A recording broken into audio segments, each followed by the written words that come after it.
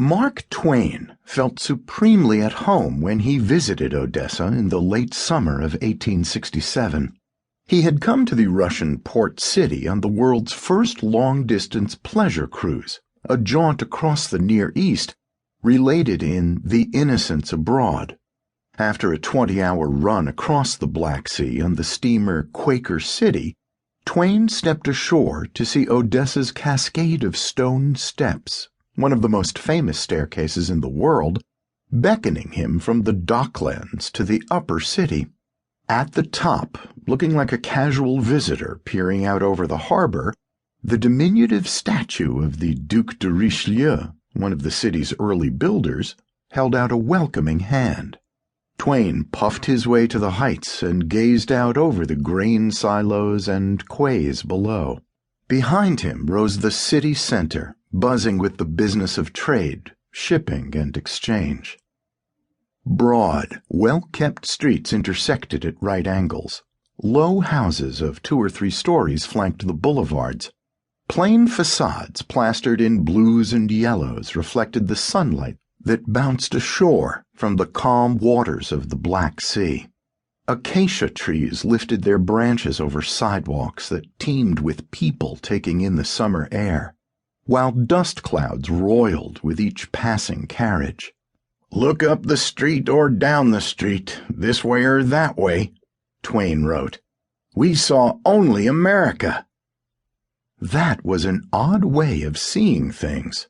Twain was standing in a city that had been scouted by a Neapolitan mercenary, named by a Russian empress, governed by her one-eyed secret husband, built by 2 exiled French noblemen, modernized by a Cambridge-educated count, and celebrated by his wife's Russian lover. It was one of the largest cities in Russia, and the empire's preeminent commercial port, even though it was situated closer to Vienna and Athens than to Moscow and St. Petersburg.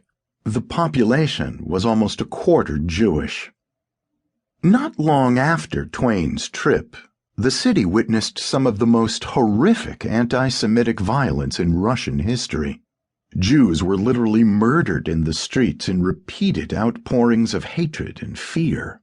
Much later, in a forgotten chapter of the Holocaust, Odessa's Jewish community, by then a third of the city's population, was nearly destroyed by the largest wartime program of planned killing committed by a country other than Nazi Germany, in this case, Nazi-allied Romania.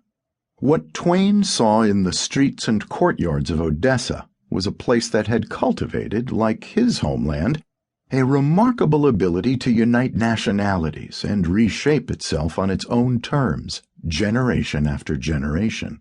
What he missed was the city's tendency to tip with deadly regularity over the precipice of self-destruction. At the time of his visit, Odessa was still developing the identity that its boosters would embrace and its detractors decry, a taste for the witty and the absurd, a veneer of Russian culture laid over a Yiddish, Greek, and Italian core, a boom-and-bust economy, a love of the dandy in men and the daring in women, a style of music and writing that involved both libertine abandon and controlled experimentation, and an approach to politics that swung wildly between the radical and the reactionary.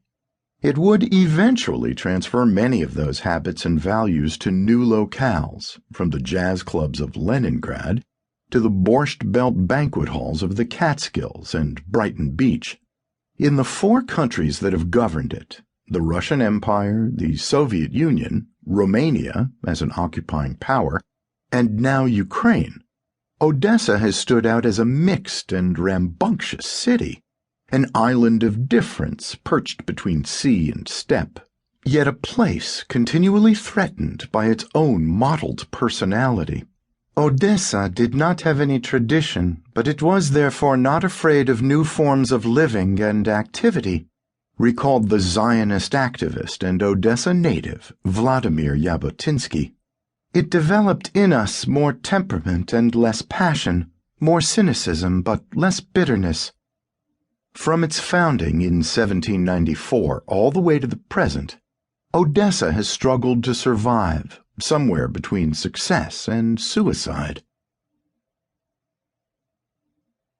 To keep listening to this audiobook, I've left you a link in the description so you can do it, at no cost thanks to Audible's 30-day free trial.